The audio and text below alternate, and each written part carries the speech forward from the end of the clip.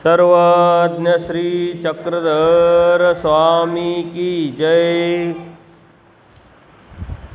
श्री क्षेत्र डोमेग्राम येथील आपला 1 तारखेपासून कार्यक्रम सुरू आहे। या कार्यक्रमामध्ये 2 सत्र आपण घेतो, सकाळी 10 ते 11, सायंकाळी 4 ते 5 आणि मग 8 ते 9 वासनिक सत्र असतं। आपला हा कार्यक्रम सकाळी पहाटे 3 वाजेपासून सुरू होतो, संध्याकाळी 9 वाजता संपतो। आणि या कार्यक्रमामध्ये आपण डोमेग्रामच्या ज्या लीळा आहे, स्वामी श्री चक्रधरांनी अनंत लीळा केल्या, जे तत्त्वज्ञान सांगितलं त्यावरती मोजक्या लीळांवरती चिंतन करत आहोत। आणि त्यातून आपण काय शिकायचं, काय घ्यायचं, हे आपण चिंतन करत असताना लहान मुलं आहे त्यांचंही परमार्थ सेवक किरणदादा भडांगे, परमार्थ सेवक नितीनदादा गायकवाड हेही वेगळं सत्र घेतात। तुम्ही ज्यावेळेस व्यापारात असतात तेव्हा त्यांना लहान मुलांच्या स्वामी श्री चक्रधरांच्या सन्निधानातील लहान मुलं आहे त्यांच्या लीळा सांगून त्यांनाही मार्गदर्शन करतात। म्हणजे सर्वांचा असं मिक्स हा कार्यक्रम आपण सुरू केलेला आहे। अनेक ठिकाणावरून लोक आले, पुणे आहे, बीड आहे, आजही आता परत लोक येत आहे। लोकांची जी संख्या ही वाढत जाणार आहे। स्वामी श्री चक्रधरांनी जे तत्त्वज्ञान आपल्याला सांगितलं ते तत्त्वज्ञान ज्या ठिकाणी सांगितलं तिथं येऊन चिंतन करणं परमेश्वराला एक विशेष प्रसन्नता आणि आपल्या हृदयामध्ये सुद्धा एक विशेष सात्विकता, सत्व उतरण्याचं एक कारण असू शकतं, होऊ शकतं, होतं। म्हणून आपण डोमेग्राम येथे येऊनच इथल्या लीळा चिंतन करत आहोत। पण प्रत्येक लीळा आपण चिंतन करत नाही, कारण लीळा भरपूर आहे। मोजके लीळा ज्यातून आपल्याला काही शिकता येईल, समजून घेता येईल, आपल्या जीवनामध्ये काही बदल करता येईल, अशा पद्धतीच्या लीळा आपण बघतो आहे। मोकळं निरूपण असल्यामुळं मग त्यावरती विवेचन, चिंतन, तुमच्या मनातले शंका, प्रश्न याचंही आपण मोकळीक देऊन, स्वतंत्रता देऊन आपल्या मनातला जो गैरसमज आहे, न्यूनगंड आहे, भीती आहे, हे काढण्याचा आपण प्रयत्न करतो। सकाळी आपण बघितलं की देवाने जीवाला स्वतंत्र केलेला आहे आणि या स्वतंत्रतेतून हा जीव जी संत सामुग्री, असंत सामुग्री जोडतो, ती स्वतंत्री त्यांनी जोडल्यामुळं सर्वशी जबाबदारी त्या जीवाची आहे। आता त्यांनी काय करावं, कसं करावं, काय मिळवावं, काय मिळवू नये, त्याचा हेतू काय आहे, आणि हे ज्ञानाशिवाय होऊ शकत नाही। ज्ञान झालं, समजलं, कळालं तरच त्यातून आपण आपल्या जीवनामध्ये बदल घडवून आणू शकतो, नाही तर माहीतच नसेल तर होईल कसं। स्वामी श्री चक्रधरांनी आपल्याला तत्त्वज्ञान जे सांगितलं आहे ते कर्मकांड विरहित, अंधश्रद्धा विरहित, विधी विरहित सांगितलेलं आहे। पण आपण त्यातच अडकलो आणि त्यातूनच देव मिळवायचा प्रयत्न करतो, हे आपलं अन्यथा ज्ञान आहे। हे आपण समजून घेतलं पाहिजे।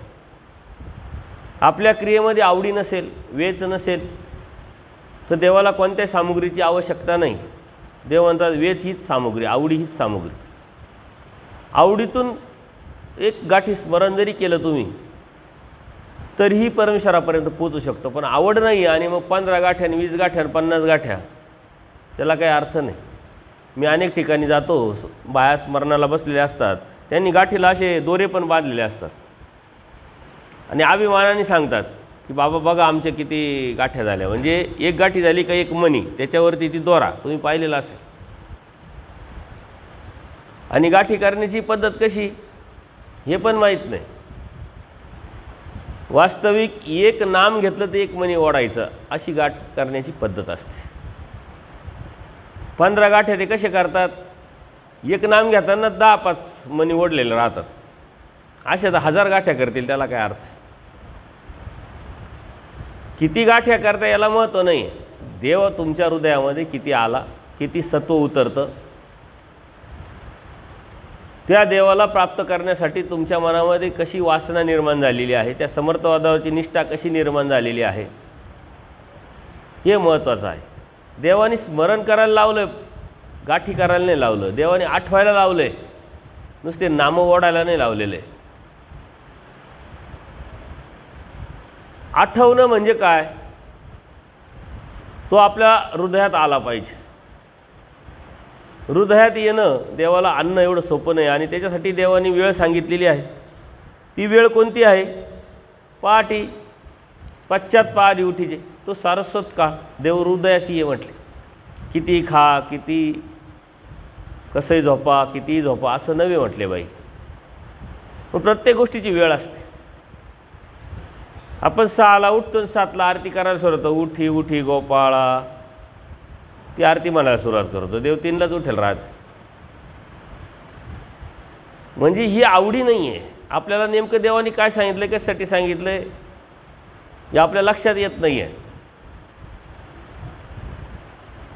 किंवा कितीतरी स्थानाच्या ठिकाणी आपण सकाळी जर चक्कर मारला 4 वाजता, तर तिथं वेगळंच स्वरूप आपल्याला दिसतं. देवाने स्मरण करायला लावलं, स्मरण करायच्या ऐवजी बाकीच्याच गोष्टी करणारे आपण दिसतो.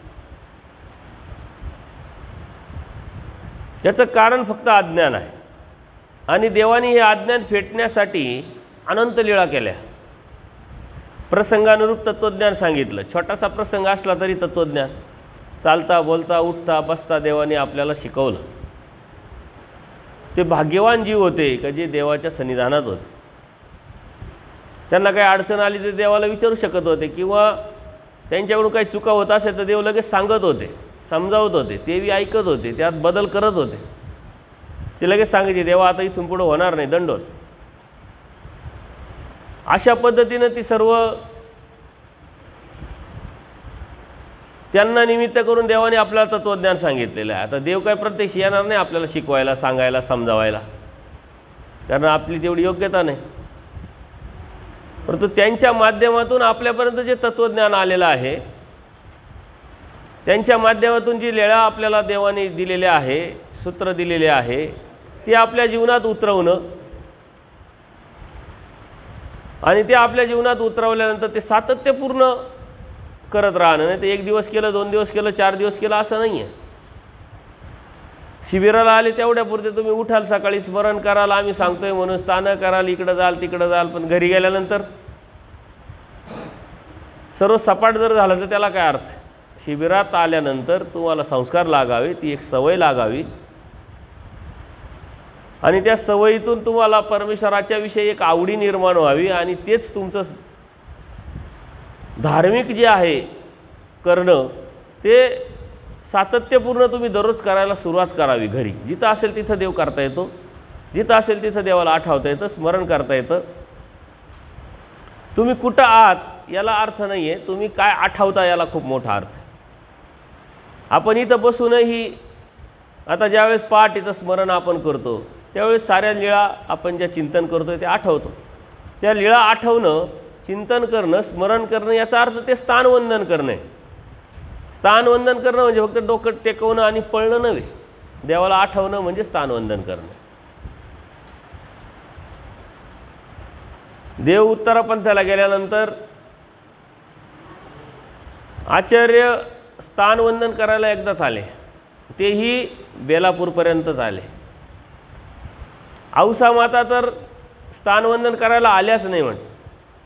म्हटलं देवाविन हे ते जे गंगा तीर आहे ते जळत आहे म्हटलं.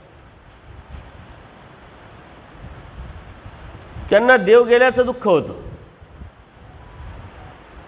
म्हणून त्या स्थानवंदन करायला नाही आल्या. याचा अर्थ त्या काय नकारात्मक विचाराच्या होत्या, विपरीत झाल्या होत्या, त्या अति आवडीच्या होत्या. देव काय म्हणतात, ते वेदवंत होत्या, त्या बोधवंत नाही आहे. तरी पण बोधाच्या पलीकडचं जे प्रेम आहे, प्रेमाच्या पलीकडचं जे आवडी आहे ती औसांमध्ये होती. त्या म्हटले मी जाणार नाही, जाऊ शकत नाही. भाईदेव व्यासांना आचार्य घेऊन आले तर ते डोमेग्रामपर्यंतच. देवानी पीक टाकलेली होती, ती पीक आचार्याने सांगितली देवाची पीक आहे. देवाची पीक म्हणून ते जिभेने चाटायला लागले, त्या जीभ रक्ताळली, एवढं दुःख त्यांना, एवढा आवेश त्यांना, एवढं सत्व त्यांच्या हृदयामध्ये उतरलं.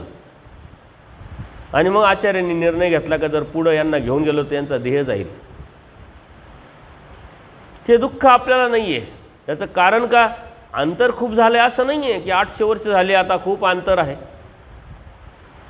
मग आपल्याला जसा देव समजायला पाहिजे तसा समजलेला नाही आहे. ज्या उद्देशाने देवाने आपल्याला देव सांगितला, ज्या उद्देशाने देवाने आपल्याला शास्त्र सांगितलं ते आपल्याला उमटलेलं नाही, लक्षात आलेलं नाही आहे. जेव्हा असं होईल तेव्हा आपल्या हृदयामध्ये सत्व उतरेल, तेव्हा तो देव आवडेल, तेव्हा तो देव व्हावा, तो भेटावा, ही इच्छा निर्माण होईल, वासना निर्माण होईल. आणि मग आपण आपल्याला विसरून जाऊ. आपण आपल्याला विसरत नाही. आपलं अस्तित्व सांभाळून, आपण जीवत्व सांभाळून आपण आपली धार्मिकता करत असतो. कुठे जा आपण आपली विसरत नाही, आपले अस्तित्व नाही, आपली ओळख विसरत नाही आपण. औसा मातेंच्या लीळेंकडे जर आपण नजर मारली तर त्यांनी पाठीमागचं कधी काही सांगताना दिसलंच नाही. 1-2 वेळा फक्त तो मी उल्लेख केला दुःखाच्या माध्यमातून. मात्र आपण काहीच विसरायला तयार नाही. आपण आपल्याला विसरायला तयार नाही, तेव्हा देव कसा आपल्याला भेटेल. आपल्याला विसरावं लागेल तेव्हा देव आपल्याला आठवेल, देव कळेल, देव समजेल. ह्याच डोमेग्राममध्ये पूजनीय माईम भटांना निमित्त करून देवानी महावाक्य सांगितलं, उद्धरण प्रकरण सांगितलं, संसरण सांगितलं, सार सांगितलं. हे खूप मोठे तत्त्वज्ञान तुम्हाला सांगितलं. काय 50% तत्त्वज्ञान देवानी ह्याच डोमेग्राममध्ये सांगितलं. याच डोमेग्राममध्ये पूजनीय माईम भटांना बोध दिला, अनंत लीळा केल्या. याच ठिकाणी आचार्यांमाध्यमातून त्यांचा कर्मनाश करण्यासाठी अनंत लीळा केल्या, दर्या दुर्कुटे बजवले,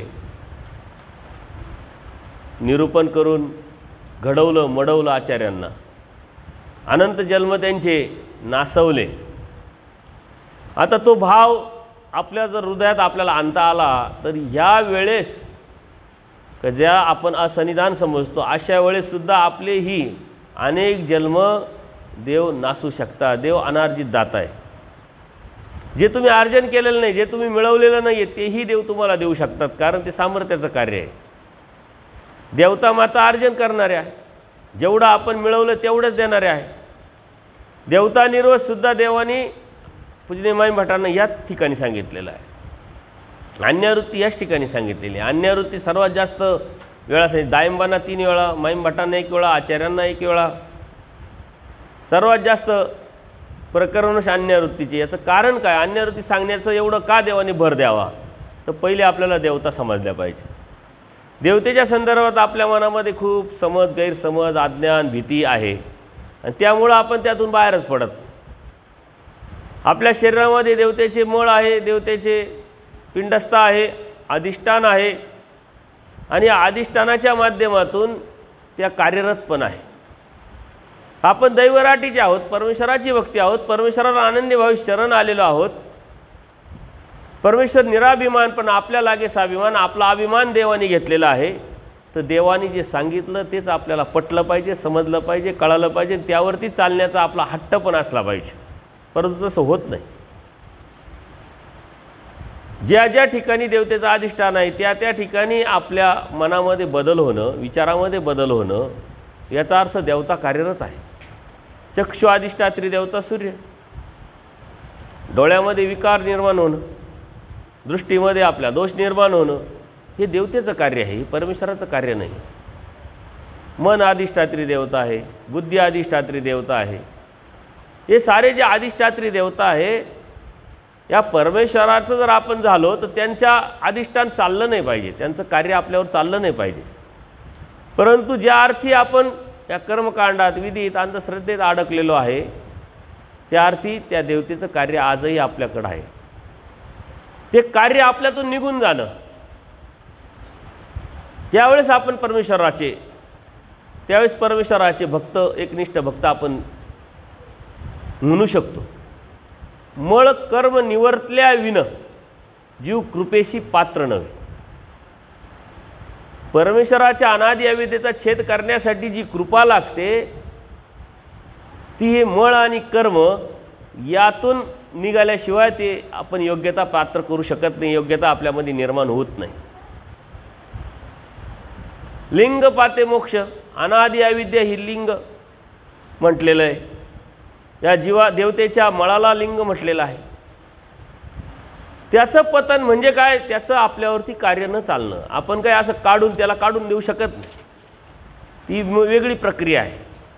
शाब्दज्ञानातून अप्रोक्ष ज्ञानात, अप्रोक्ष ज्ञानातून मग सामान्य विषय ज्ञानात गेल्यानंतर ती प्रक्रिया होणार आहे. परंतु शाब्दज्ञानात तिची प्रॅक्टिस झाली पाहिजे. शाब्दज्ञानात आपण काय शिकतोय? देवानी शब्दाशा आपल्याला सांगितलेलं जे तत्त्वज्ञान आहे ते देवानी आपल्याला सांगितलं, ते आपण समजून घेतोय, जाणून घेतोय आणि ते आपल्या जीवनामध्ये उतरवण्याचा आपण प्रयत्न करतोय. आणि ते उतरवल्यानंतर त्याचं कार्य होणार आहे. चहा आता प्यायचा आहे, चहा बनवून ठेवला आहे, परंतु तो कपाट टाकल्याशिवाय पिता कसा येईल? चहा कपाट टाकावं लागेल आणि मग तो आपल्याला पिवा लागेल. कपाट टाकलाय तरी आपण आपोआप पिलेल का? नाही. ती प्रक्रिया आहे. आणि अनेक दृष्टांताच्या माध्यमातून देवानी हे तत्त्वज्ञान आपल्यापर्यंत आणलेलं आहे.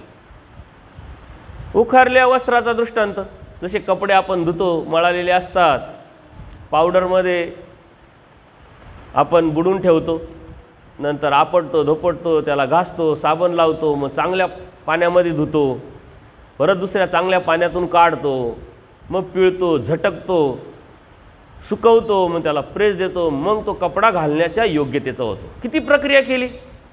लगेच होतं का? फुटाण्याच्या दृष्टांतातून देवाने तेच सांगितलं आहे. चण्याचा दृष्टांत, त्याच्यावरती किती प्रक्रिया करतात, किती कठीण असतं ते. हरभरा किती कठीण असतो, तो मृदू केला जातो, त्याच्यामध्ये टेस्ट निर्माण करावं लागते, त्याला खारेपणा आणावा लागतो. 3-3 टोकऱ्यांमधून ती प्रक्रिया करत करत करत पुढं तो खाण्यायोग्य होतो. हे कशासाठी सांगितले देवाने? हा जीव काय आहे आणि या जीवावरती परमेश्वर म्हणतात आम्ही कशी प्रक्रिया करतो हे सांगितलेलं आहे. पण त्या प्रक्रियेला आपण सहभागी झालो पाहिजे. अयोग्य जीवाला परमेश्वर म्हणतात मी योग्य करतो, कारण ह्या अयोग्य जीवाला योग्य करण्याचं काम जीव करू शकत नाही, परमेश्वर करून घेतात. सकाळी आपल्या सत्राचा शेवट त्या ठिकाणी झाला होता. आद्यंती दैव मध्य पुरुष, परमेश्वराने बोध दिला, परमेश्वर प्राप्तीला नेणार आहे. पण मधली जी कड आहे ती मात्र जीवाची, मग ती आचाराची, त्यागाची, तत्वाची, सिद्धांताची, समजून घेण्याची, आपल्या कृतीत आणण्याची. आपण अनुसरणाशी जोडतो, अनुसरण तर खूप लांब आहे, खूप दूर आहे, तिथपर्यंत आपण पोचू का नाही ही शंका आहे. परंतु ती एक प्रक्रिया आहे, ही प्रॅक्टिस आहे. आपण दीक्षा घेतली, फक्त कपडे घातले. आजचा दिवस उद्याचा दिवस परवा कसा वेगळा होईल, चांगला होईल. आजचा दोष कसा संपून जाईल आणि उद्या चांगला दोष, चांगला गुण आपल्या मनामध्ये, आपल्या हृदयामध्ये, आपल्या बुद्धीमध्ये कसा येईल, ही प्रक्रिया आहे. शुद्धतेकडे जाण्याची प्रक्रिया, ऊर्ध्वगतीकडे जाण्याची प्रक्रिया ती नुसती साधूंनीच करायची असते नाही, नामधारक वासनिकांनी पण करायची असते. याच्या पाठीमागचं कारण काय? की ही प्रॅक्टिस आहे. ही तुमची काय, आमची काय, ही प्रॅक्टिस आहे. तुम्ही कर्मराटीत राहत असताना धर्म तप तो समजून घेऊन त्यावरती प्रक्रिया करून जर शुद्धतेच्या बाजूनी जर तुमचा प्रवास सुरू केला तर पुढे जाऊन प्रगती होईल, तर पुढे जाऊन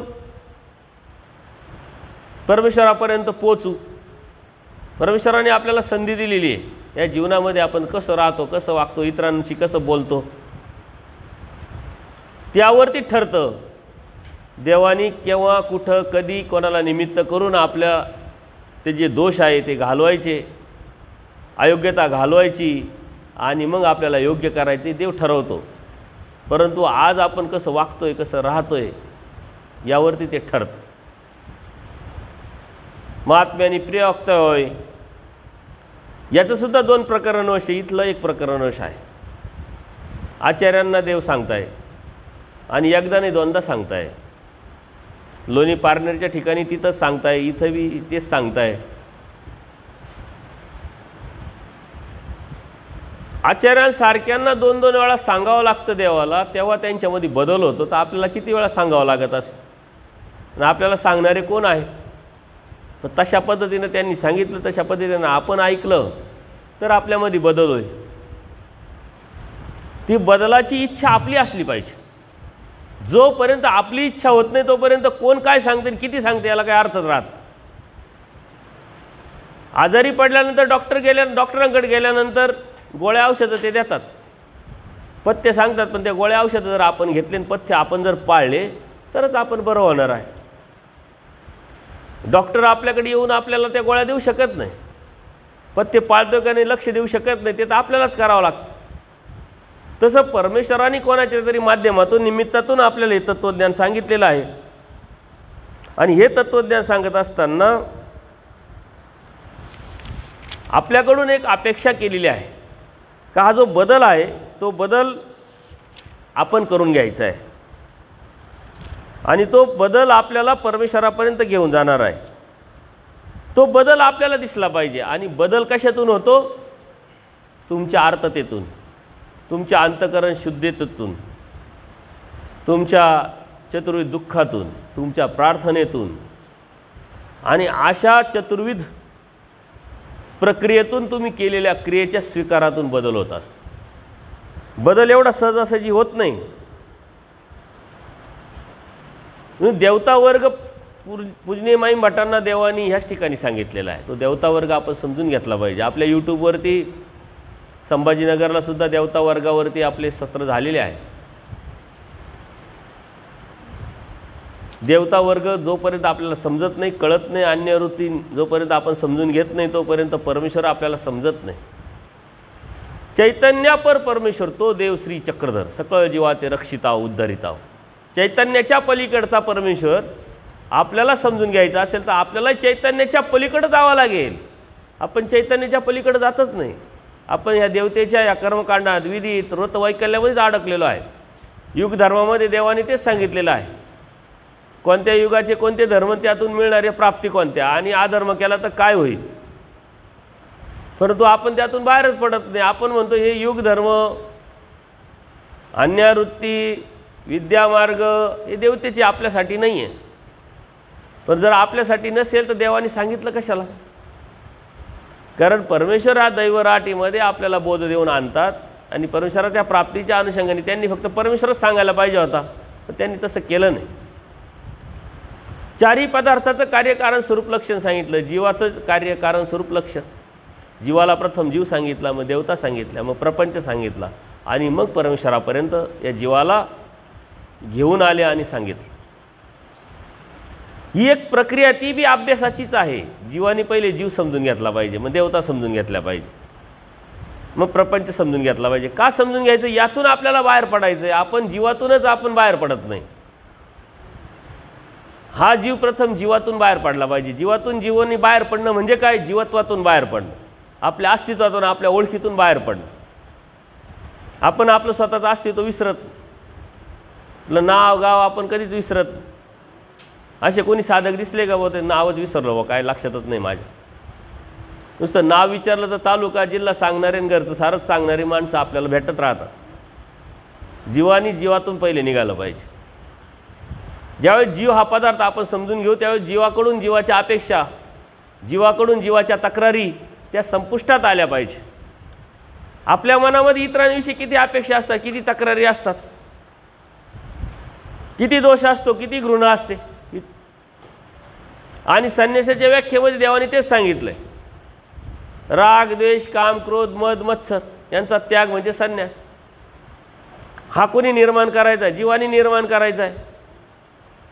आणि त्यातून जर आपण बाहेर पडत नाही याचा अर्थ आपण जीवातून बाहेर पडत नाही. म्हणून जीवाला प्रथम देवाने जीव सांगितलं. आपण आपल्यातून बाहेर पडणं, पुढची अडचण आहे देवता. ऋतवैकल्य, कर्मकांड, विधी, अंधश्रद्धा या साऱ्या देवतेचे धर्म आहे.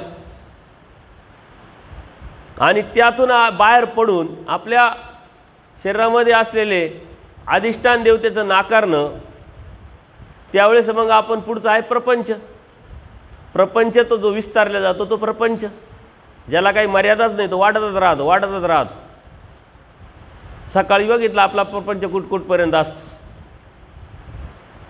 आपण पारायण करतो कोणाकोणासाठी करतो आणि किती किती करतो. कनाशीच्या ब्राह्मणाचे बी आपण ओव्हरटेक करून टाकलेलं आहे. याच्या साऱ्या गोष्टी आहे या आपण लक्षात घेत नाही. मागे अमरावतीला सत्संग झाले, मी काही उदाहरणं दिले की आपण कनाशीचं स्थान करायला जातो, किंवा जालन्याचं स्थान करायला जातो, का जातो तिथं, का विडे ठेवतो, का देवाने तिथं त्या लीळा केलेल्या आहे. तिथून मला फोन आले म्हणे आमच्या स्थानाची तुम्ही बदनामी करता म्हणे. स्थानाची कुठं बदनामी करतात का? स्थानाची लीळा सांगतोय, जीवाला सावध करतोय की देवानी उलट आपल्याला तिथं ती लीळा घडून सावध केलेली. कर्मवश सकाळी तत्व सांगितलं, सिद्धांत सांगितलंय, हे तुला मिळणार आहे. तुझा विडा कशासाठी असला पाहिजे? देवाचं ज्ञान, देवाचं प्रेम मिळावं, माझ्या अनुसरणाचे अडथळे दूर व्हावे, माझं अनुसरण घडावं, यासाठी विडा असला पाहिजे. पण देवाने जे सांगितलं, ज्या लीळा घडल्या त्याच उद्देशाने तिथं जाऊन आपण ते जर करणं, याचा अर्थ परमेश्वराने निर्माण केलेले जे स्थान आहे, आपल्यापर्यंत पोचवलेल्या ज्या लीळा, ह्या आपल्या लक्षात आल्या नाही, समजल्या नाही. आपण अप्रत्यक्षरित्या देवाला नाकारतोय. देवाला स्वीकारणं म्हणजे काय? देवाचं आज्ञाप्रतिपालन करणं. देवाने जे नाकारले त्याला नकार देणं, देवाने जे करायला लावलंय त्याचा स्वीकार करणं म्हणजे देवाला स्वीकारणं. आपण देवाला स्वीकारतो असं म्हणतो, पण देवाने जे नाकारले ते करतो म्हणजे देवाला स्वीकारलं कशावरून होतं? म्हणून ज्या लीळा आहे त्या लीळातून आपण काय शिकायचं नेमकं हे आपण लक्षात घ्यायचं आहे. देमती असते, दंड जावा बसा.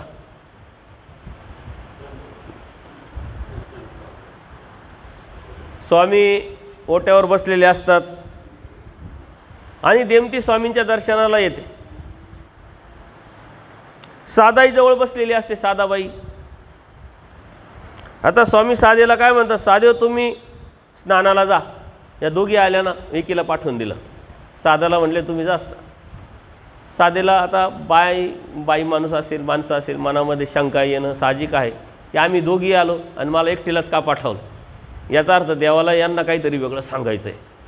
मग ती कानुसा घेते. आपण आपले कान सगळे, आपण म्हणतो ना भिंतीला कान असतात, मग आपण ते ऐकण्याचा प्रयत्न करतो. तशा पद्धतीनं देवाने तर सांगितलं तुम्ही स्नानाला जा म्हटले. साधा तर बाहेर गेल्या, पण देमतीला देव काय निरूपण करताय, काय सांगताय, ही उत्सुकता त्यांच्या मनामध्ये निर्माण झाली. आणि मनामध्ये निर्माण झाल्यानंतर त्या तिथंच दरवाजाला लागून कान देऊन ऐकायला लागतात की काय सांगतात देव. मग स्वामी देमतीला काय म्हणतात? देमती तुम्ही इथून जा म्हटले. त्यांना स्नानाला पाठवलं आणि यांना सांगितलं तुम्ही इथून निघून जा. कुठं निघून जा? म्हणजे तुमच्या घरी निघून जा. आणि मग त्याचा राग आला देमतीला. असं कसं म्हणे, आम्ही सारं सोडून तुमच्याजवळ यावं, तुम्ही काहीतरी आम्हाला सांगावं, आम्ही ऐकावं, अशा उद्देशाने आलो आणि तुम्ही खुशाला आम्हाला म्हणता तुम्ही निघून जा. बघा, जीवाची एक प्रवृत्ती आहे, ती देवानी या लीळेतून आपल्याला सांगितलेली आहे. वास्तविक आपलं काहीच नसतं ना, आपण काही सोडलेलं नसतं ना, आपल्याकडे सोडायला काही नसतं, तरी पण आपण किती आणतो, आम्ही किती काय काय सोडलं आहे, किती किती त्याग करून आलेलो आहे. देवधर्म आम्ही किती कष्टातून, किती अडचणीतून निर्माण करतो आहे, याचा आव आणता आहोत आपण.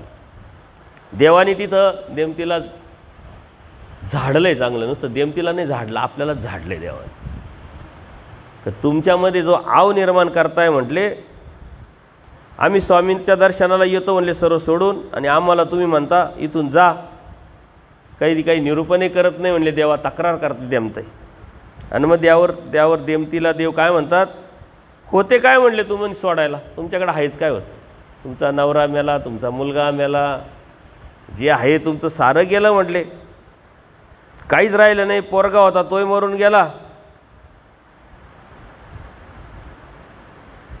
त्यामुळं नवरा गेला त्यावेळेस काय होतं, विधवा बायांना काही कपडे घालता येत नव्हते, कुठं कार्यक्रमाला जाता येत नव्हतं, चांगलं खाता येत नव्हतं, असे सारे बंधनं होते. त्यामुळे तुम्हाला कुठं जाता येत नाही, येता येत नाही, खाता येत नाही, पिता येत नाही, त्याग करायला काही राहिलं नाही.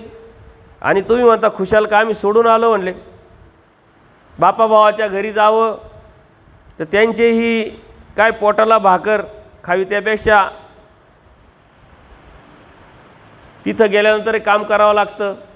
आपोआप तुम्हाला तर कोणी देत नाही, त्यापेक्षा आम्ही म्हणतो या जा, हे काही कमी आहे का म्हटले. आम्ही तुम्हाला येऊ देतो हेच काही कमी नाही म्हटले. नाही तर देवाने अप्रत्यक्षरित्या देमतीला काय म्हटलं, तुम्ही त्या योग्यतेचे नाही, तुम्हाला आम्ही येऊसुद्धा द्यायला नाही पाहिजे, कारण तुमच्यामध्ये काही क्वालिटी नाही.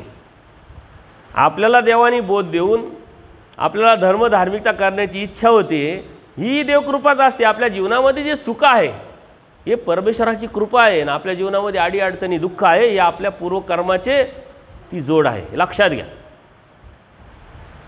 सुख हे आपले कर्म नाही आहे, सुख ही परमेश्वराची कृपा आहे आणि अडचणी दुःख हे आपलं कर्म आहे. पण त्याची तीव्रता कमी असते का, तर आपल्याला परमेश्वराच्या नामाचा आधार आहे, परमेश्वराच्या भक्तीचा आधार आहे, म्हणून त्यातूनही आपण तरुण जाण्याचा प्रयत्न करत असतो. आपल्याला त्याचं काहीच वाटत नाही. आणि जर थोडासा अभ्यास केला, तुम्ही थोडीशी जाणीव करून घेतली शास्त्राची, तर किती संकट येऊ, किती अडचणी येऊ, किती दुःख येऊ, तुम्हाला त्याचं काहीच वाटणार नाही. का, तर मी मिळवलेलं, माझ्या कर्माने मिळवलेलं ते माझ्या जीवनात आलं, ते साफ करण्याचं काम, ते भोगवण्याचं काम मलाच करावं लागेल. मी तक्रार का करावी, देवाला का सांगावं? अशी विचारधारा जर तत्त्वज्ञानातून जर तुम्ही समजून घेतली, तर तुम्हाला तुमचं काहीच वाटणार नाही. बरं, जे मिळालं आहे ते ऋणाईच्या दृष्टांताप्रमाणे निम्म तर नासून टाकलं देवाने. आलं ते बी कवड न्याय, म्हणजे 100तलं 1% आलं ते बी दैव सवा. कारण दैवराटीसाठी वेगळी सिस्टम आहे. देवानी तुमच्यावरती, आपल्यावरती किती प्रेम केलं आहे याचं हे सुंदर असं एक दृष्टांत आहे ऋणाईचा. का देवानी दैवराटीसाठी सिस्टमच वेगळी केली, कर्मराटीसाठी वेगळी सिस्टम आहे. तिथं देवतेच्या अंडर देवता असतात, त्या पद्धतीनं ते काम चालतात. त्या मळावरती चिन्ह पाहून ती देवता भोगवते, भोगवण्यामध्ये त्यांच्यामध्ये तीव्रता असते. सुख द्यायचं तर कमी, दुःख द्यायचं तर जास्त. पण दैवराटीमध्ये तसं नाही आहे. तुम्ही परमेश्वराला अनन्य भावे जर शरण गेलेले असाल, तेवढी तुमची समर्थाची निष्ठा असेल, तर त्या देवता मात्र तुमच्यावरती कार्य करत नाही. ओळखणी माया म्हणजे साऱ्या देवता परमेश्वराच्या अंडर असतात आणि साऱ्या आपल्या दुःखाच्या कर्माच्या ज्या फायली आहे त्या परमेश्वराच्या टेबलवरती असतात. दैव स्वभाव कवड न्याय अत्यंत छोटंसं, आणि त्याच्यातही आपल्याला दुःख वाटतंय, त्याच्यातही आपल्याकडे देवाकडे तक्रारी असतात. त्याच्यामध्ये सुद्धा आपल्याला मनामध्ये येतं का, काय मी एवढं देवदेव करते आणि माझ्या माथी का बरं यावं, असं एवढे संकट, एवढे अडचणी, एवढे प्रॉब्लेम्स काय यावेत. अहो, आपण मिळवलेलं आहे ते. एकामेकाच्या कर्माचं एकामेकाला कधीच लागत नाही. ते सामर्थ्याचं कार्य आहे. ज्या कर्मफळातून आपण गेलो त्याच कर्मफळात परत, तिथूनच पुढं कंटिन्यू. ज्या ब्रह्मांडात आहे त्याच ब्रह्मांडात आपण परत येतो. थोडीही चूक होत नाही, एकही चूक होत नाही. का कळत न कळत एखादा मांसाहारानंतर संसरण होतं आणि ह्या ब्रह्मांडातला जीव त्या ब्रह्मांडात गेला आणि ह्या कर्मफळातला जीव त्या कर्मफळात गेला, असं कधीच होत. म्हणजे जे आपल्या जीवनात आहे ते सर्व आहे, सर्व आपलंच आहे. त्याची जबाबदारी सर्वस्वी आपलीच आहे. देमतीला देव तेच सांगतात की तुम्हाला आम्ही येऊ देतोय, जा म्हणतोय, या म्हणतोय, हे काही कमी आहे का म्हटलं. मग देवता ती देमती जी आहे ती ठिकाणावर येते की अरे आपण काय समजत होतो, देवाने तर आपल्याला फटकारलं म्हणून देव जीवाला फटकारल्याशिवाय जीव सुधरतच नाही. पण आपण देवाने आपल्याला फटकारलं आहे आपल्या लक्षातच येत. हे फटकारल्यानंतर आपण ठिकाणावर आलो का मग आपण स्वस्थ होतो, शांत होतो आणि मग खऱ्या अर्थाने परमेश्वराला शरण जातो आणि मग परमेश्वराने जे सांगितलं आहे ते लक्षात येतं. आता देमतीचं तसंच झालेलं आहे. जिजीत कसं करावं म्हटले, मग कसं वागावं, कसं राहावं. आता तिच्या लक्षात आलं का आपण जे केलं, समजलं, त्या देमतीला वाटलं की देवाला काय माहिती माझं काय घरामध्ये बनकं, आपलं सारं बनकं देवाला माहीत राहतं. आपण विनाकारण आव आणत राहतो, आमच्याकडे एवढं ना, आमच्याकडे तेवढं आहे, तसं आहे, तसं आहे, काही राहत नाही आहे. इकडं आल्यावर तर आपण आव आणतो आणि सांगत फिरतो घरचं. घरी काही आपली कोणत्याही प्रकारचं, प्रत्येकजण जीव स्वार्थी आहे. जसे तुम्ही आहे तसे ते आहे. नाथे गोते दिल्या घ्याल्याचे, शीतय तर भूतय. तुम्ही जोपर्यंत कामी येत आहे तोपर्यंत ते तुम्हाला आपलं आपलं म्हणणार आहे. तुम्हाला सांगितलं घरी जाऊन डिक्लेअर करा का इथून पुढं आम्ही काही काम करणार नाही, खूप कष्ट केले, पहा तुम्हाला किती दिवस सांभाळणार आहे. नाही तर माझ्याकडे फोन नंबर द्या, मी सांगतो का तुमचे आले होते शिबिराला, अटॅक आला आणि गेला, आता काय करायचं ते म्हणशील करून टाका तिकडंच. पण तुम्ही प्रयोग करत नाही, तुम्ही तुमच्या भ्रमातून बाहेर पडती नाही. काय लय पळत येतील आणि काय करतील म्हणशील काही नाही बाबा, काय हरकत नाही, आता आम्ही तिकडे यायचं आणि परत घेऊन यायचं, त्याच्यापेक्षा काय करा, एखादी ॲम्ब्युलन्स पहा, त्याचं भाडं आम्ही देतो, तिथं टाकून द्या आणि येऊ द्या, पाठवून द्या. परंतु यातून आपण बाहेर पडत नाही. आपण कितीतरी मौतीला गेलो की नाही, इथून मागं कितीतरी दाव्याला गेलो की नाही. आणि आपल्या लक्षात येतच नाही, आपण भ्रम निर्माण केला, आपण अमर आहे, आपण मरणारच नाही, हा मेला याच्या मौतीला आपण आलो, हा मेला याच्या दाव्याला आपण आलो, मी मरणार नाही, अशा आविर्भावात आपण जगत राहतो. हा भ्रम आहे. या भ्रमातून निघण्यासाठी देवाने तत्त्वज्ञान सांगितलं. आपण भ्रमातून बाहेरच पडत नाही. आपल्याला दुःख झालं पाहिजे की अरे हा किती मोठा माणूस होता, हा मेला, तसं आपण पण मरणार आहोत. मग आता मरणार आहोत तर मग मी कसं वागलं पाहिजे, कसं राहिलं पाहिजे. देव म्हणतात जितेनी मृताच्या धर्मी वार्ता, जिवंत आहे परंतु मेलेल्या माणसासारखं वागावं म्हटलं. पण आपल्यामध्ये ते होतच नाही.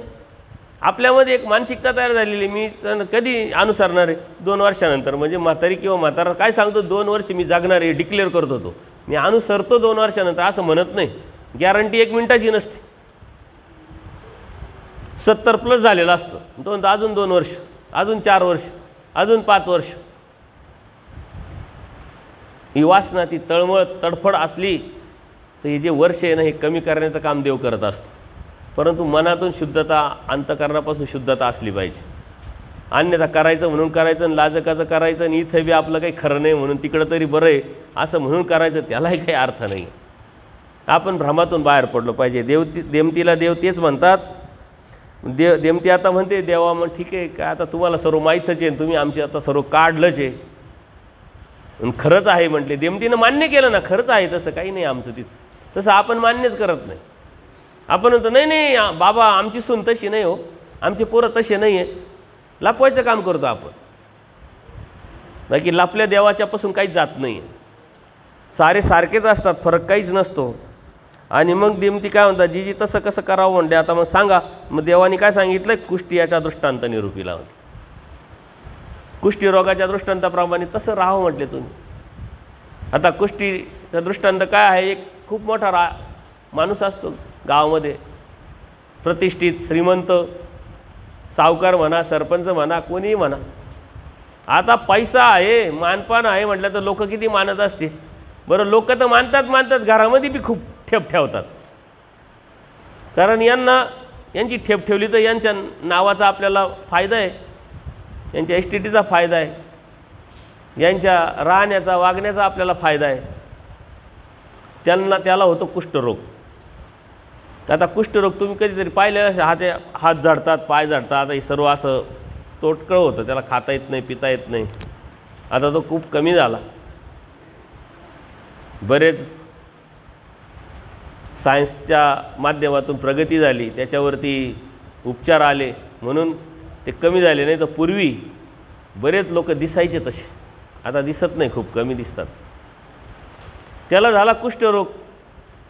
आता घरच्यांना वाटलं नवीन आजारी आहे, बाबा होतील नीट. मग मुलांनी काही दिवस सेवा केली, मग सुनांनी काही दिवस सेवा केली, मग मुलं कंटाळले, सुनाही कंटाळल्या. तो म्हणतो जाऊ द्या, आता मुलं आपले नाही आहे, सुना आपल्या नाही आहे, पण आपली तर बायको आपली, ती तर सेवा करती. ती एकदा सकाळी उठली म्हणले म्हातारं का मरत नाही, काय डोक्याला ताण नाही तर ताण आहे. मग त्याला जाणीव झाली का अरे आपलं कोणीच नाही, आपण ज्याला आपलं म्हणत होतो ते बी आपलं नाही. मग तो उठला, ज्या घरामध्ये मला आपलं कोणी म्हणणारं नाही त्या घरात मी का राहावं. आणि मग तो गावाच्या बाहेर दुबळेश्वराच्या मंदिरात गेला. आता दुबळेश्वर काय असं देवतेचं नाव आहे का, कधी ऐकलं आहे का तुम्ही? नाही ऐकलं. दुबळेश्वर म्हणजे जो काही देऊ शकत नाही अशी देवता काही देऊ शकत नाही. साऱ्या देवता या दुबळेश्वरच आहे, त्या काही देऊ शकत नाही. जीवाला काही देतात का, देऊ शकतात का, त्या काहीच देऊ शकत. तो एक सिस्टमचा भाग आहे. आपण अर्जन केलेलं आहे, आपण कर्म केलेले आहे, त्याचं भोगवण्याचं सुखदुःखाच्या अनुषंगाने ते देण्याचं काम देवता करते. स्वतःच्या निर्णयाने त्या काही देऊ शकत नाही. देवता नित्यबद्ध असतात. त्या अनुषंगाने देवाने सांगितलं दुबळेश्वर का जे काहीच देऊ शकत. त्या मंदिरात गेल्यानंतर त्याचं अज्ञान असतं. तो म्हणतो देवा तूच माझा आहे, आता मी तुझा आहे, आता मला कुणी राहिलं नाही, माझ्याकडे सर्व होतं, सारे माझे होते, आता माझ्याकडून काही राहिलं नाही, जेव्हा माझे आता कुणीच नाही, आता तुम्हीच आहे माझे. आपल्या जीवनामध्ये असं येतं कधीतरी, अडीअडचणी येतात, संकट येतात, घरी अपमान होतो, परंतु मग तेवढ्यापुरतं आपल्याला स्मशान वैराग्य येतं, देवा तूच आहे रे माझा.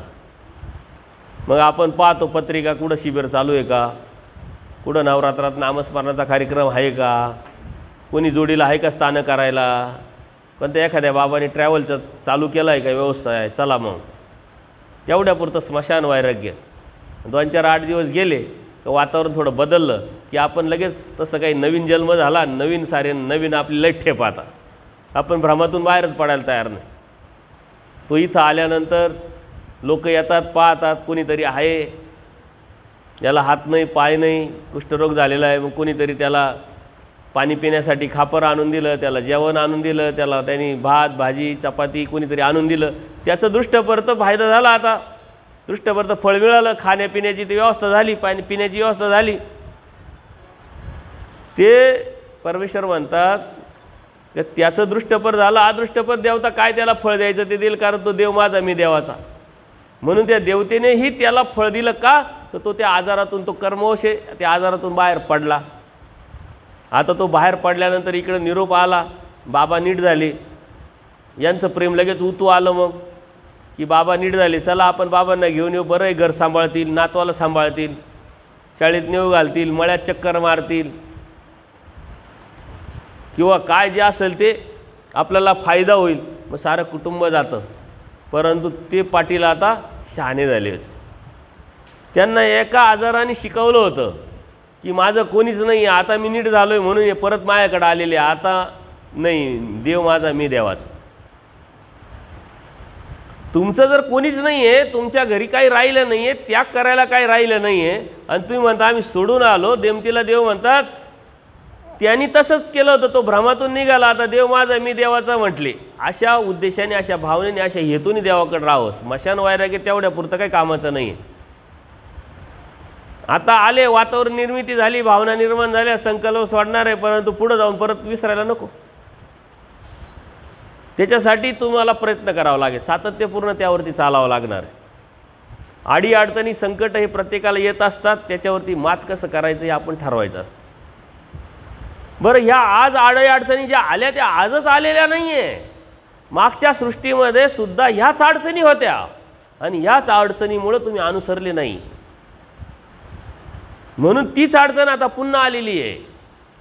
जोपर्यंत ह्या अडचणीवरती तुम्ही मात करत नाही तोपर्यंत ती अडचण येतच राहणार आहे. आज नाही मात केली, परत पुढच्या सृष्टीत, पुढच्या जन्मात परत तीच अडचण येत राहील. त्याच अडचणीतून देवापासून आपण दूर जात राहू.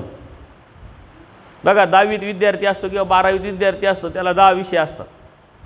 त्यांनी 6 विषय पास झाले, 4 विषय नापास झाला. आता त्याला 6 विषय जे पास झाले ते परत द्यावं लागतील का? नाही द्यावं लागणार. जे नापास झालेले विषय तेच त्याला द्यावं लागतील. म्हणजे त्याची जी अडचण आहे पुढच्या वर्गात जाण्याची, त्याच अडचणीवर त्याला मात करावं लागेल. एकदा का ते विषय पास झाले का परत त्या विषयाला त्याला पेपर द्यावा लागत नाही. याचा अर्थ काय की आपल्या जीवनामध्ये हा जो पेपर आपला नापास झालेला आहे तोच पेपर आता पुढं परत सोडायला आलेला आहे. यातून जोपर्यंत आपण पास होत नाही तोपर्यंत पुढं आपण सरकत नाही. पण अडचणी तुम्हाला आहे, आम्हाला आहे, सर्वांना आहे. आव्हान सर्वांना आहे. परमेश्वर काय भाजीपाला नाही गेले मार्केटमधून घेऊन आले, एखाद्या स्थानावर गेले आणि घेऊन आले, एखाद्या साधू संतांकडे गेले घेऊन आले, आश्रमात गेले घेऊन आले, शिबिराला गेले घेऊन आले. हा भाजीपाला नाही आहे. देव मिळवायचा आहे तर आपल्या जीवनात आपण निर्माण केलेले जे अडथळे संकट आहे त्यावरती मात करायची आहे. प्रवास करायचा आहे. तुम्ही इथपर्यंत आले, तुम्हाला कितीतरी गाड्या बदलीत यावं लागल्या, कितीतरी वळणं आले, कितीतरी घाट रस्ता आला, चढ आला, उतार आला, परंतु ती बस तशा पद्धतीने चालत आली म्हणून इथपर्यंत पोहोचली. तुम्ही घरातून जर निघतानाच म्हटले असे किती किलोमीटर आहे, किती लांब आहे, बसमध्ये किती त्रास होतो, किती चढ उतार येतील, किती घाट येतील, किती गर्दी असते, कसं जावं, तर तुम्ही निघाले असते का? तुम्ही इथपर्यंत पोचले असते का? नाही. तुम्ही म्हटले देवाला निघालो आहे ना, काय व्हायचं ते देव करून घेईल, चला. तसं देवासाठी जेव्हा तुम्ही निघाल तेव्हा देवाची जबाबदारी वाढते. जोपर्यंत निघत नाही तोपर्यंत देवाची जबाबदारी नाही, कारण देवासाठी तुम्ही निघालेच नाही, देव कसं जबाबदारी घेईल? म्हणून निघून पहा. देव काय म्हणतात, मी नाथ आहे, परंतु तुम्ही अनाथ तर व्हा म्हटले, आपण अनाथच होत नाही. मी वज्रपंजर आहे, तुम्ही शरणागत तर व्हा म्हटले, आपण शरणच येत नाही देवाला. म्हणून आपल्याला देवाची प्रचिती बी प्राप्त होत नाही. म्हणून देव माझा मी देवाचा कोणी नाही, आज आहे म्हणून हे सारे माझे आहे. आणि यातून का थोडीशी झटका आला, थोडासा अटॅक आला, आथरुणावर पडलो, काम करता येत नाही, उठता येत नाही, मग आपल्याला कळतं. परंतु देवानी धर्मातून तत्त्वज्ञानातून आपल्याला ते सांगितलं आहे, त्याची प्रचिती किंवा त्याचा अनुभव घेण्याची गरज नाही आहे. तर मग आजारी पडू, मग आथरुणावर बसू आणि मग कसे आहे माझे नातेवाईक पाहू, वेळ निघून जाईल. त्यावेळी तर उठण्यात येणार नाही. देवाने आपल्याला अगोदर सावध केलेलं, बघा हे असं असं असतं, तसं तसं असतं. तुम्ही असं काही समजू नका, प्रयोग करायच्या भानगडीत पडू नका. सारे प्रयोग आपले फेल गेलेले इथून मागं. ते प्रयोग फेल गेले म्हणून तर अनंत जन्मात अनंत सृष्टी, जन्ममृत्यू जन्ममृत्यू अनंत दुःखात आपण पडत पडत इथपर्यंत पोचलो आहे. तेवढं सोपं नाही आहे. म्हणून देवानी शब्दज्ञानातच आपल्याला या साऱ्या गोष्टी शब्दाद्वारे समजून सांगितल्या आहे. दृष्टांत इतके सुंदर आहे देवानी सांगितलेले. त्या दृष्टांतातून एका एका दृष्टांतातून आपल्याला कितीतरी तत्त्वज्ञान देवाने सांगितलेले. तात्विकता आपल्याला ती समजली पाहिजे. आपण हिरे खाण्याच्या दृष्टांतातून आपण काय शिकायचं आहे? हिरे खाणी जे आहे, खाण जिथून हिरे भेटतात, काही लोकांना सर्वांनाच हिरे भेटतात का नाही, ती खाणसुद्धा त्याच्या अंगावर पडूनच तो मरतो तिथंच. तसं आपण दैवराटीत आहोत. आता देव मिळवायला आलेला आहोत, परंतु इथं देव मिळवायला आल्यानंतरही बी देव समजत नसेल, कळत नसेल, जाणवत नसेल आणि मिळवण्यासाठी आपण प्रयत्न करत नसेल आणि त्याच्यासाठी पावलं टाकत नसेल, तर इथं मेल्यासारखंच आहे म्हटलं. हाच मृत्यू आहे आपला. मृत्यू दुसरा नाही. शरीराचा मृत्यू जेव्हा व्हायचा होईल, परंतु देव न मिळवण्याची वासना आणि देव मिळवण्याची वासना. देव मिळवण्याची वासना म्हणजे जिवंतपणा, न मिळवण्याची वासना म्हणजे मृत्यू. मग आपण जिवंत आहोत का मेलेले आहोत? मग नामधारक असो, वासनिक असो किंवा दीक्षा असो, आम्ही आमचे कपडे घातले पण आम्हाला देव मिळवण्याची वासना नसेल तर आम्ही मेलेलोच आहे. बाह्य अंगाने तुम्हाला आम्ही दिसतो कपडे घातलेले आणि साधू येईन भिक्षुके, परंतु देव मिळेल की नाही ही शंका जर आम्हाला असेल आणि ती वासना जर आम्हाला प्राप्त झालेली नसेल, तशी तळमळ, तशी कळकळ, तशी आवड नसेल, तसा आमचा प्रयत्न नसेल, तसे चालणं आमचं नसेल, तर आम्ही मेलेलोच आहे. दिसायला फक्त जिवंत आहे. कशासाठी, कोणत्या हेतूने आम्ही करतोय त्यावरती सारा अवलंबून आहे. नामधारक वासनिकांचाच हेतू असतो असं नाही, साधू संतांचा हेतू असतो. आमचा काय हेतू आहे, त्या करण्याच्या पाठीमाग काय भाव आहे, किती आवडी आहे, तोची व्हावा तोची भेटावं ही वासना आहे की नाही. देवापासून काहीच लपल्या जात नाही. देव सर्वज्ञ आहे. आपण किती लपवा, देवापासून काही लपवलं जात नाही. आणि अनंत लीळेतून आपल्याला एक कळतं पण, समजतं पण. कितीतरी वेळा मार्कंडाच्या चोरी पकडली देवाने. काय देव का तिथं त्याच्याबरोबरच फिरत होते का? नाही. देव सर्व साक्षी आहे, प्रत्येक ठिकाणी आहे. त्याच्यामुळे हे आपण समजून घेऊन त्यातून आपण बाहेर पडायचं आहे. देमतीला देवाने तेच कुष्ठरोगाच्या दृष्टांतातून कसं राहावं परमेश्वराच्या ठिकाणी हे आपल्याला सांगितलेलं आहे. बरं, हा जो वेद निर्वाण आपल्याला परमेश्वर करून देतात, वेदोनी बोधिती का बोधुनी वेदिती. कोणाला वेद देतात नंतर बोध देतात, कोणाला बोध देतात नंतर वेद देतात. नामे वेद, नामस्मरणाने वेद निर्माण होतो. परंतु त्या नामस्मरण करताना ते नाम कोणाचं आहे, कसं आहे, ती आवडी निर्माण होते. त्यातून मग पुढची आपली चाल तयार होती. धर्माविषयी, शास्त्राविषयी, देवाविषयी, ह्या देवाच्या स्वामी श्री चक्रांच्या परिवाराविषयी जर आवडी असेल तर आपल्याला वेद निर्माण होतो. आपल्याला आवडीच नाही आहे, आपण एक प्रोसेस करायचं म्हणून करायचं. कितीतरी ठिकाणी बघा, आपण उपहार दाखवतो, ताट करायचं, हे दाखव रे देवाला, दाखवून आण म्हणतो की नाही, किंवा हे कर ते कर. आपल्याला आवडी नाही, कोणत्याच गोष्टीची आवडी नाही. साधू संतांविषयी आवडी आहे का नाही, की या क्रियेतून परंपरा आलेली, ती क्रिया केल्यातून मला देव भेटणार आहे अशी मानसिकता निर्माण होऊन एक प्रोसेस झालेली आहे. पंगत द्यायची, गंधाक्षरा लावायचं आहे, संकल्प सोडायचा, 2 दंडोत घालायचे, किती बिल झालं बाबा हे घ्या. आणि एक मानसिकता, मी आता पंगत दिली, क्रिया केली, आता मला देव भेटेल. जसं चहा पिलं का तुम्हाला थोड्या दिवस एनर्जी, थोडा तासभर 2 तासभर एनर्जी राहते, तसं ती क्रिया केली का पुढचं संकट, पुढची अडचणी येईपर्यंत एनर्जी राहते. ती आलं का लगेच म्हणणार आता काय करा, आता परत क्रिया करावं लागेल, आता परत स्थान करावं लागेल. तुम्ही धर्माचा चहा करून टाकलेला आहे, तेवढ्यापुरतं त्याचा वापर करायचा, तरतरी आणायची आपल्या राहण्यात, वागण्यात, बोलण्यात, आणि पुढची तलप येईपर्यंत जगायचं. मरण येत नाही म्हणून जगायचं काम करतोय आपण. पण देवाने सांगितलेलं आहे जितेनी मृताच्या धर्मी वार्ता, जिवंत आहे परंतु मेल्यासारखं. मग मरण्याचा धर्म काय आहे देवाने सांगितलेला? तो मरण्याचा धर्म आपल्याला शोधावा लागेल, समजावं लागेल. ज्या अर्थी देवाने सांगितलंय जिवंत माणसाने मेलेल्या माणसासारखं राहावं, याचा अर्थ मेलेल्या माणसाला सुद्धा धर्म आहे, हे आपण लक्षात घ्यायचं आहे. आणि याच्या उलट एक अजून सूत्र देवाने सांगितलेलं आहे, जितेनी मृताच्या धर्मी तर वर्तावे म्हटले, परंतु मेलेल्या माणसासारखं आपण जिवंत माणसाने राहावं. परंतु जो अगोदरच मेलेला आहे त्याला जिवंतपणाचे लक्षण, जिवंतपणाचं शास्त्र का सांगावं म्हटले? जिवंत दिसतोय पण अगोदरच मेलेला आहे, त्याला आता परत जिवंतपणाचे लक्षणं, शास्त्र, तत्व काय सांगावे म्हटले? मग आदायचं एकदा अशीच पुराण ऐकून येते आणि म्हटले देवा तिथं आत्मज्ञान सांगितलेलं आहे. मग आत्मज्ञान काय आहे नेमकं? देव म्हटले आता कसं सांगावं मेलेल्या माणसाला जिवंताचे लक्षणं, जिवंताचा धर्म?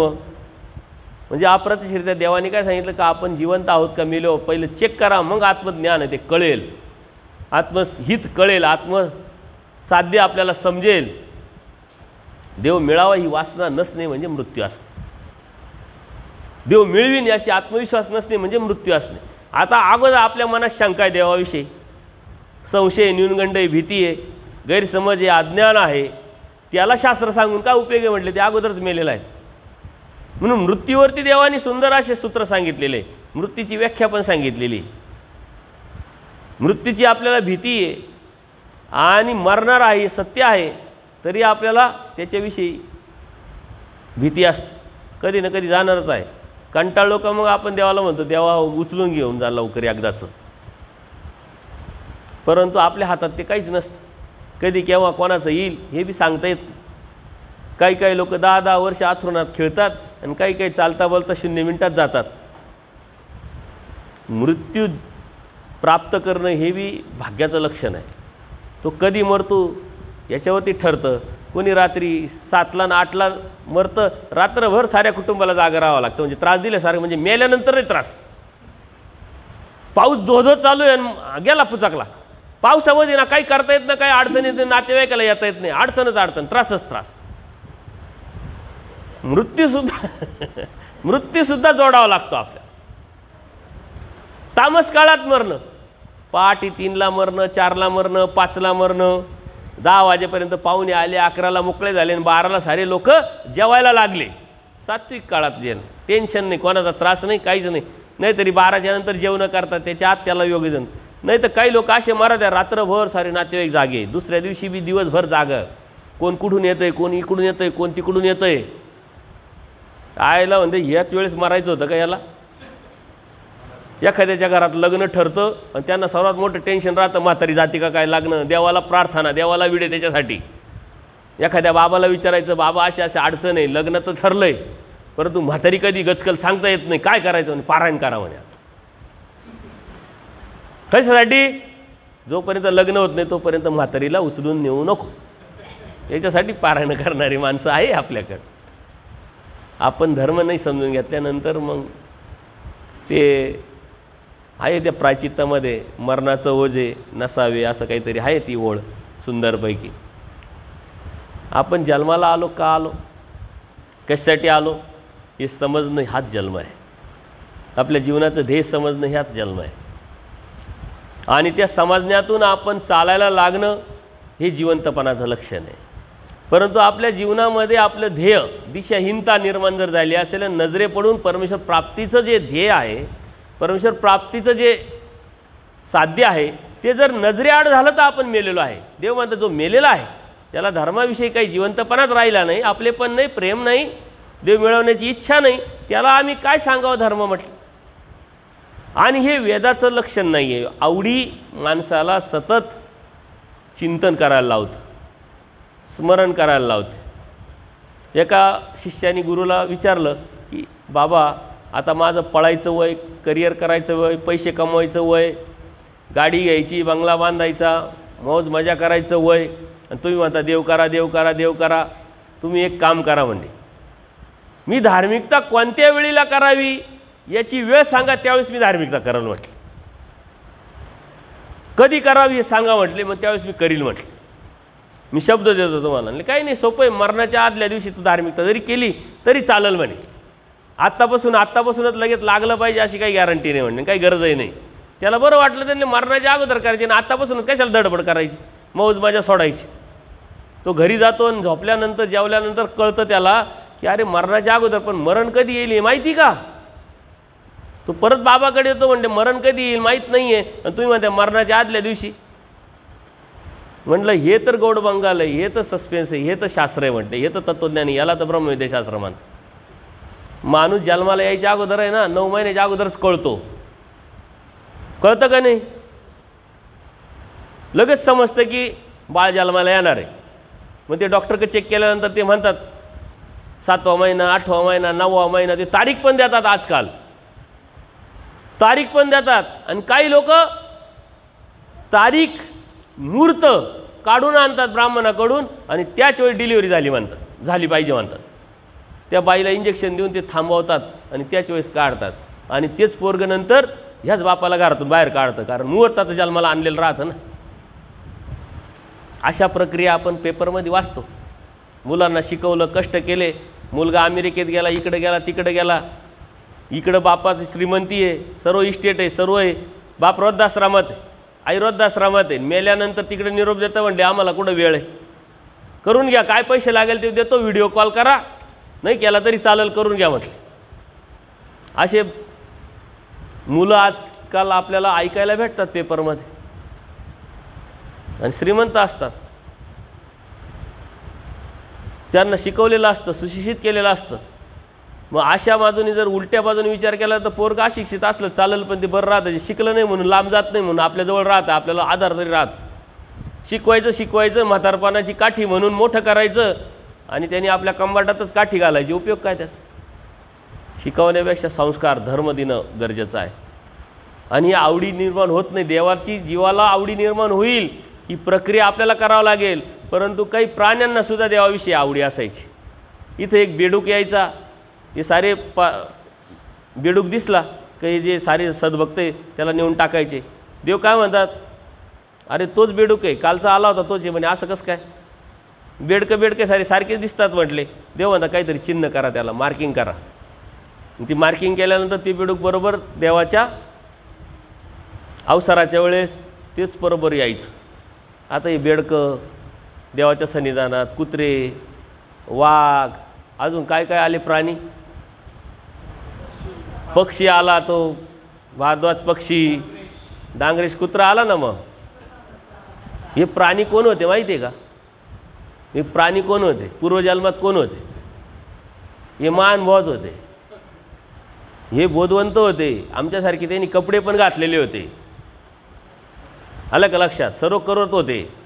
परंतु तरी ते नरकात गेले होते. पण कनौज वाढल्यामुळं देवाने त्यांना, देव दया माया कृपा करून असल्यामुळं देवाने त्या कणवेतून त्यांना स्पर्श दिला, संबंध दिला, लीळादान, संबंधदान, ग्रहणदानातून त्यांना परत सुख फळाला पाठवलं. कारण देव दयाळू माळू आहे. देव काय म्हणतात, इकडं तिकडं कराल तर वाराणसीला फेडालं, वाराणसी कराल तर कुठं फेडालं. मग असं फेडावं लागत. असं काही समजू नका का आपल्याला बोध झाला ना, आपण उपदेश घेतोय ना, आपण आता एवढी धार्मिकता करतो आपण नरकात जाणार नाही आहे. ते तर अनुसरलेले पुरुष होते तरी ते गेले, तर आपले तर काय कारण. आपलं तर कर्मराटी ठरलेलीच आहे. गाई, म्हैस, बैल आपण प्राण्यांकडे पाहतो, परंतु तो मी नव्हे असं म्हणून वागतो. पण तसं नाही करायचं. डुक्कर दिसलं का 10 मिनटं पाहायचंच त्याच्याकडं, कारण ती बी भावबंद आपले होऊ शकतात भविष्यात. कुत्रा आहे, मांजर आहे, बैल आहे, हे सारे दिसले का आपण पाहायचं त्यांच्याकडं, हे पाहिजे का नाही पाहिजे आपण मनाला विचारायचं. किडे मकुडे सारे मोरीजवळ दिसल्यानंतर महादाईसा म्हणते हे काय देवा म्हणे. देव हे म्हणतं हेच नरक आहे. महादाईसाला भीती वाटते, नको नको म्हणे देवा मला हे नको आहे. म्हणजे नाही जायचं आहे ना, तर मग तुम्हाला उपाय सांगतो, येथीचं होईजे तर चुकेती म्हटली. तुम्ही आमचे नाही झाले तर चुकणार नाही, आमचं झालं तर चुकाल. आता देवाचं होणं म्हणजे काय, नुसते कपडे घालणे का, नुसती धार्मिकता करणे का, नुसत्या क्रिया करणे का, विडेवान आहे का, स्थान करणे का. देवाचं होणं म्हणजे काय, देवाचं होणं म्हणजे देव मिळवण्यासाठी देवाचं होणं. कुष्ठरोगाचं देव माझा मी देवाचा. मग हे सारं सोडायचं. मग तुम्ही म्हणा काही प्रश्न विचारा, बाबा तुम्ही म्हणता सोडा, मग सारं सोडायचं का नाही, काही सोडू नका. तुम्ही कर्तव्य आहे, तुमच्या जबाबदाऱ्या आहे त्या पार पाडायच्या आहे, परंतु कर्तव्य पार पाडले, जबाबदाऱ्या पार पाडल्या तरी लुडबुड करणं त्यावेळेस मात्र देवाला खंती येते. कारण नसताना तुम्ही लुडबुड करताय त्यावेळेस मात्र देव म्हणतात ईशाळूची ईशाळू. देव दयाळू माळू कृपाळू आहे, परंतु देवाला पण खंती येते, देवा पण उदास होतात. देव नाराज होणार नाही, देव उदास होणार नाही याची काळजी आपल्याला घेण्यासाठी काय करावं लागेल हे देवाचं होणं आहे, हे देवाला समजून घेणं, हे देवाचं चिंतन करणं आहे. देव प्रसन्न करणं इतकं सोपं आहे का? परंतु औसा मातेने आपल्याला सांगितले देव प्रसन्न करणं खूप सोपं आहे. औसा माता उपार घेऊन येतात, पावसाचे दिवस असतात, 2 नद्या ओलांडून औसा माता देवाकडे येतात आणि देव आश्चर्यजनक गौरवोद्गार काढतात. अरे बापरे, इतक्या पाण्यातून एवढ्या नदी ओलांडण्यातून तुम्ही आले म्हटले, कमाल आहे म्हणे तुमची, सामर्थ्य तुमच्यामध्ये काहीतरी. त्या काय म्हणतात, आले देवा स्वामी श्री चक्रधरांच्या कृपाप्रसादाने देव प्रसन्न झाले. काय खूप काही जास्त नाही. आपण काय करतो, हा बरोबर आहे, आमचं असंच असतं म्हटलं. स्वतःच्या जीवातून आपण निघतच नाही. आपल्याकडे जे भलं आहे, जे चांगलं आहे, जे सुखाचं आहे, आपण म्हणतो का देव कृपा आहे, देव कृपा आहे, देव कृपा आहे. आपण असं म्हणतच नाही, सारी देवकृपाच असते. पण देवाला क्रेडिट आपण देत नाही, आपण आपल्याला क्रेडिट घेतो. देणारा देव असतो, घेणारे आपण असतो आणि आपण विनाकारच लुडबुड करत राहतो. आपल्या डोक्यात भ्रम निर्माण झालेला. आपलं डोकं दुखायला लागलं तरी आपल्याला थांबवता येत नाही. आपण आपलं डोकं आहे ना दुखायला लागल्यानंतर आपण ऑर्डर करायला पाहिजे, गप्प बस, दुखू नको बरं, जरा शांत बस जरा. आपण आपलं पोरगं रडायला लागलं, ओरडायला लागलं, आपण ओरडतो ना, गप्प करतो का नाही? पोरं ओरडल्यानंतर आपण शांत बस होतो का नाही? डोकं तर आपलं आहे, पोट आपलं आहे, दुखायला लागल्यानंतर गोळी कायला घ्यायची, डॉक्टरकडे कायला जायचं? पण आपलं कोणीच नाही, आपलं शरीरसुद्धा आपलं नाही आहे. आपले डोळे आपले नाही, आपले कान आपले नाही, आपलं तोंड आपलं नाही, आपलं पोट आपलं नाही, आपलं डोकं आपलं नाही.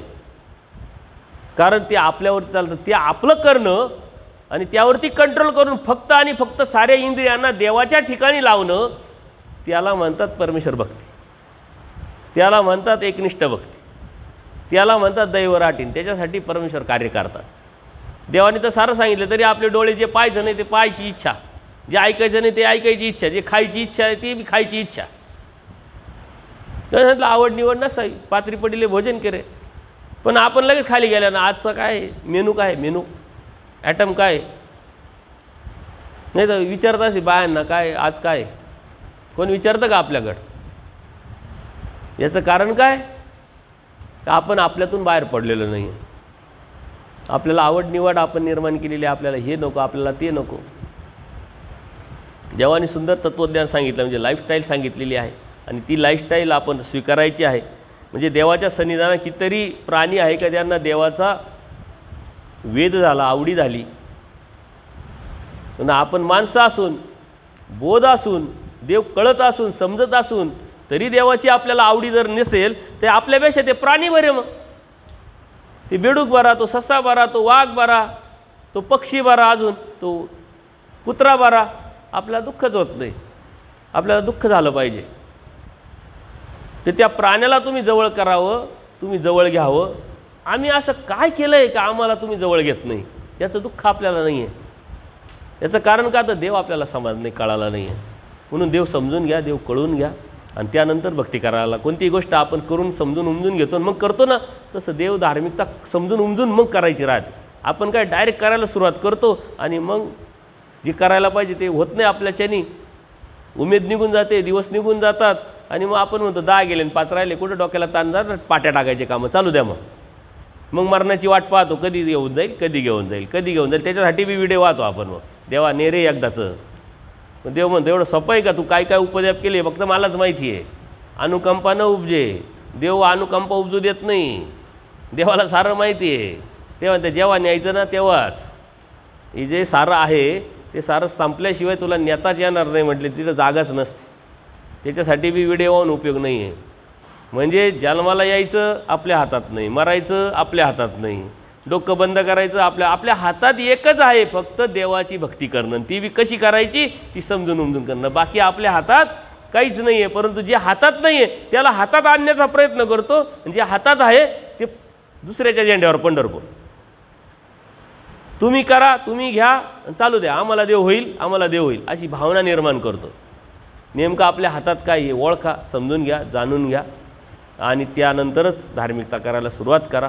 सर्वज्ञ श्री चक्रधर स्वामी की दंडवत हो.